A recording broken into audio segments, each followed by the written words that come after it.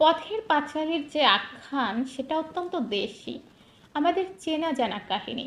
কিন্তু চেনা জিনিসেরও অনেক পরিচয় বাকি থাকে। পথের পাঁচালী সেই জিনিসগুলোর সাথে আমাদের পরিচয় করিয়ে দেয়। এই উপন্যাস পাঠ করে আমরা সেই জিনিসগুলোর সাথে পরিচিত হতে পারি। এই জিনিসগুলো আমাদের খুব কাছেই ছিল, কিন্তু আমরা কখনো সেটা অনুভব করিনি, বা অনুভব করলেও এতটা ভালোভাবে তখন আমাদের হৃদয়ে গেঁথে যায়নি, আমাদের অনুভূতিতে এতটা আলোড়ন সৃষ্টি করেনি। পথের পাঁচালী আমাদের সেই চেনা জানা রাস্তায় নতুনভাবে আমাদের হাঁটতে শেখায়।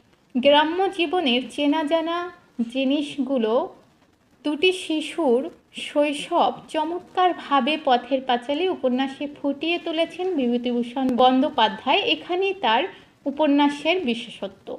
এই উপন্যাসের মধ্যে আমরা পাই প্রকৃতির